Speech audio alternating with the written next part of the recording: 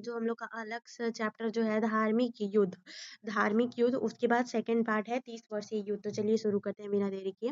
16वीं शताब्दी में यूरोप में धर्म सुधार आंदोलन की शुरुआत मार्टिन लूथर ने की, जिससे कैथोलिक चर्च की शुरुआत शक्ति चुनौती में पड़ी और प्रोटेस्ट धर्म उभरा। दोनों के बीच धार्मिक, राजनीतिक और आर्थिक टकराव हुआ। फ्रांस में ह्यूगनॉट युद्ध, जर्मनी में समालकॉन्डलिक युद्ध, नीदरलैंड में डच विद्रोह, स्पेन इंग्लैंड संघर्ष और जर्मनी में 1555 की ऑक्सबर्ग संधि हुई। फ्रांस में 1598 में नांतेंस का फरमान। धार्मिक युद्धों के कारण सामंतवाद कमजोर पड़ा, राष्ट्रीय राज उभरे, केंद्रीकरण बढ़ा, व्यापार और पूंजीवाद का विकास हुआ। ठीक है ना। अब हम लोग 20 लॉन्ग क्वेश्चन आंसर को करने वाले हैं। चलिए फटाफट सीरीज के साथ। यूरोप में धार्मिक युद्धों को कारण बताइए। तो देखिए, धार्मिक युद्धों के कारण कौन कौन से थे? तो धर्म सुधार आंदोलन, Catholic versus Protestant, Catholic church का भ्रष्टाचार, पोप की राजनीतिक महत्वाकांक्षा, राष्ट्रीय राजाओं की शक्ति बढ़ाने की इच्छा, जर्मन राजकुमार की स्वायत्ता और आर्थिक हित, चर्च संपत्ति पर नियंत्रण, यूरोप में शक्ति संतुलन का संघर्ष। धर्म युद्ध केवल धार्मिक नहीं बल्कि राजनीतिक, आर्थिक एवं सामाजिक संघर्षों की श्रृंखला थे। फ्रांस के ह्यूगनेट युद्धों का विस्तृत वर्णन हम लोग कर रहे हैं, क्वेश्चन हम लोग का। तो ह्यूगनेट जो थे फ्रांस के प्रोटेस्टेंट थे। कैथोलिक गाइस परिवार वर्सेस प्रोटेस्टेंट बोर्बन। 1572 का सेंट बार्थोलोम नरहसांग, हजारों यूनगेट मारे गए। युद्ध 36 वर्ष तक चला। अंत में हेनरी फोर्ड ने नातेंस का फरमान जारी किया। धार्मिक सहिष्णुता की शुरुआत हुई, फ्रांस में एकता स्थापित हुई।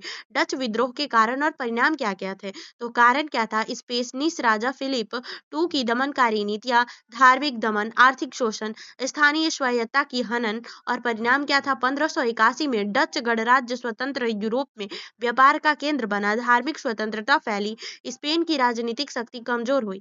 स्पेनिश आर्मंडा और इंग्लैंड का युद्ध समझाइए। 1588 ईस्वी में स्पेन ने इंग्लैंड पर आक्रमण किया। रानी एलिजाबेथ प्रथम नौसेना ने स्पेनिश आर्मांडा को पराजित किया। इससे इंग्लैंड समुद्री शक्ति बना। स्पेन का पतन तेज हुआ। इंग्लैंड में प्रोटेस्ट धर्म मजबूत हुआ। धार्मिक युद्धों का यूरोप के राष्ट्रीय राज्यों पर क्या प्रभाव पड़ा? तो सामंत कमजोर हो गए, राजा मजबूत हो गए, केंद्रीकरण की नींव पड़ी। France Bourbon, England Tudor, Spain Habsburg का उदय हुआ। राष्ट्रीय पहचान का विकास हुआ। आधुनिक राष्ट्र शक्ति की अवधारणा का जन्म हुआ। 6 से ठीक है। अब हम लोग क्या करने वाले हैं? शॉर्ट क्वेश्चन आंसर को फटाफट से एकदम पढ़ने वाले हैं। तो देखिए, ह्यूगनेट कौन थे? तो फ्रांस के प्रोटेस्टेंट से। ऑक्सबर्ग की संधि कब हुई थी? तो 1555 में। नातेंस का फरमान किसने जारी किया? हेनरी फोर्ड ने। स्पेनिश आर्मांडा किस वर्ष पराजित हुआ? 1588 ईस्वी में। ठीक है। और डच विद्रोह किसके विरोध में हुआ था? स्पेन। ट्रेंट सभा किस आंदोलन से जुड़ी थी? तो काउंटर रिफॉर्मेशन। जोइसिस आदेश की स्थापना किसके ने की? तो लायोला। सेंट बार्थोमुलस नरसंहार कब हुआ? 1572। कैथोलिक लीग का उद्देश्य क्या था? तो प्रोटेस्टेंट का विरोध करना। प्रोटेस्टेंट आंदोलन के संस्थापक कौन थे? तो मार्टिन लूथर। डच गणराज्य कब हुआ? 1581। इंग्लैंड की रानी अरमड्डा युद्ध में एलिजाबेथ। धार्मिक युद्ध का मुख्य कारण सुधार आंदोलन।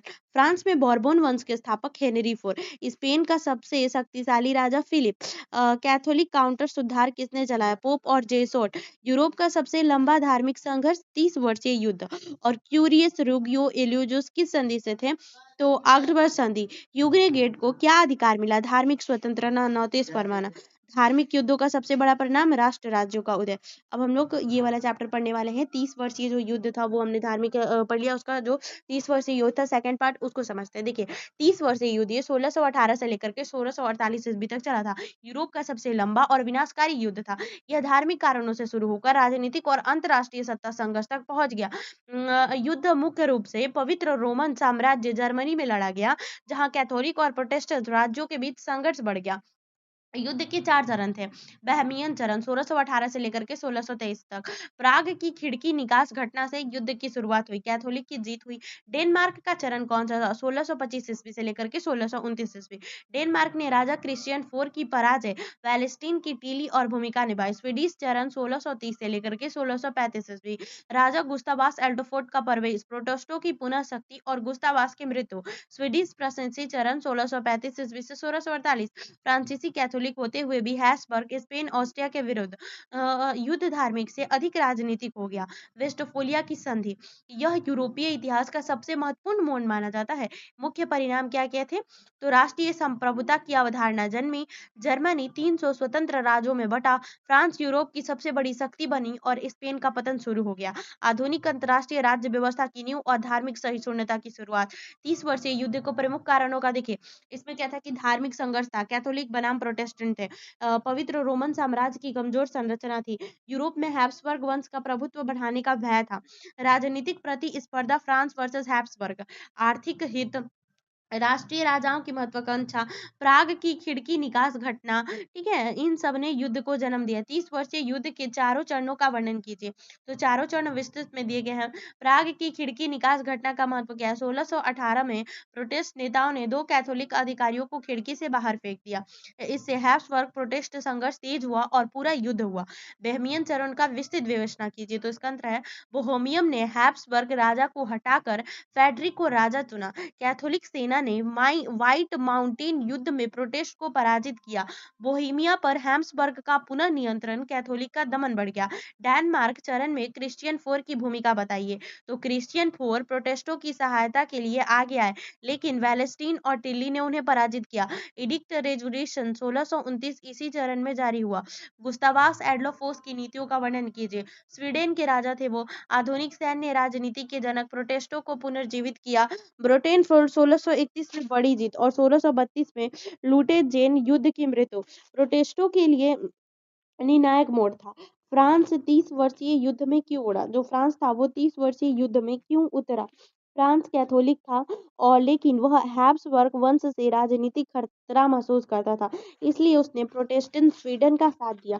वेस्टफोलिया की संधि के प्रावधान, तो जर्मनी के 300 राज्यों को स्वतंत्रता, फ्रांस ने अल्सेस प्राप्त किया, डच गणराज्य की स्वतंत्रता मान्य प्राप्त हुई, स्विट्जरलैंड स्वतंत्र हुआ, राष्ट्रीय संप्रभुता की मान्यता हुई, धार्मिक सहिष्णुता हुई। 30 वर्षीय युद्ध का यूरोप की राजनीति पर प्रभाव, फ्रांस सबसे शक्तिशाली देश बना, हैब्सबर्ग कमजोर हुआ, इंग्लैंड नीदरलैंड उदित हुए।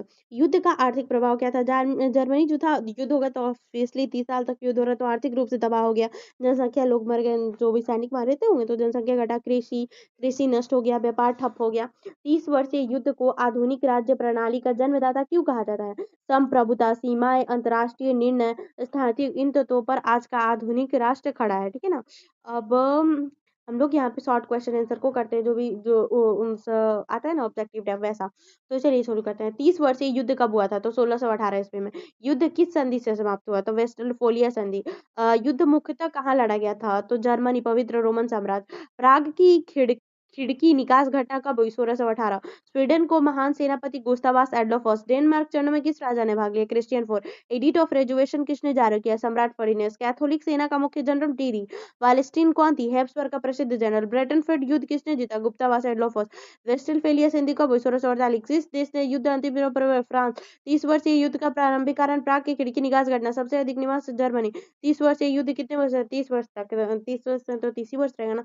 कैथोलिक लीग को नेतृत्व किसने दिया? डेली। प्रोटेस्टेंट यूनियन के मुख्य नेता प्रोटेस्टों के फ्रेडरिक। वेस्टफेलिया संधि की किसे स्वतंत्रता मिली? डच गणराज्य, स्विट्जरलैंड। 30 वर्षीय युद्ध का राजनीतिक स्वरूप, धार्मिक प्लस राजनीतिक। युद्ध के अंत में